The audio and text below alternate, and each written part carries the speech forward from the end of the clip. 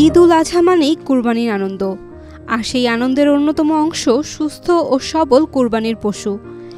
অনেকেই ইতোমধ্যে গরু বা ছাগল কিনে ফেলেছেন, কেউ বা এখনও হাটে যাওয়ার পরিকল্পনায়।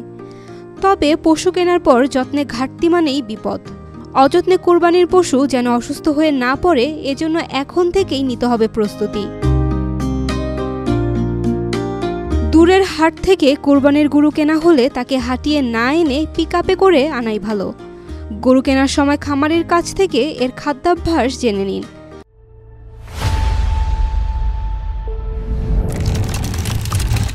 সম্ভব হলে পশু কেনার পরপরই হাট থেকে তার পছন্দের খাবার কিনে ফেলতে হবে, ফলে রাস্তায় গরুটিকে অভুক্ত থাকতে হবে না।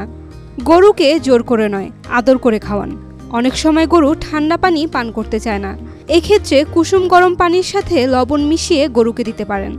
যথাসম্ভব পরিষ্কার, শুকনো ও ঠান্ডা স্থানে পশুকে রাখতে হবে। কুরবানির পশু যদি হয় ছাগল, তাহলে এর বাড়তি যত্ন নিতে হবে।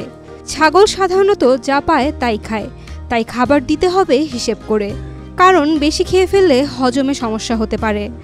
ছাগলকে দানাদার খাবার কম দিয়ে ঘাস জাতীয় খাবার বেশি খেতে দিন। কোনো ধরনের বাসি বা পচা খাবার একেবারেই খেতে দেওয়া যাবে না। দিনে অন্তত 3 থেকে 4 বার পরিষ্কার ও বিশুদ্ধ পানি খেতে দিতে হবে। ছাগল কাঁঠাল পাতা পছন্দ করে বলে অনেকে একটানা ছাগলকে কাঁঠাল পাতাই খাওয়াতে থাকেন, এটি একেবারেই উচিত নয়। কাঁঠাল পাতায় বেশি পরিমাণে ফসফরাস থাকায় ছাগলকে খুব অল্প পরিমাণে এই পাতা খাওয়াতে হবে। পশুর প্রতি যত্নশীল হলে শুধু কুরবানি নয়, আপনার ঈদও হবে প্রশান্তির। Saim Akhtar, daily sun. For more updates, follow us on Facebook, subscribe our YouTube channel, get the latest update on www.daily-sun.com.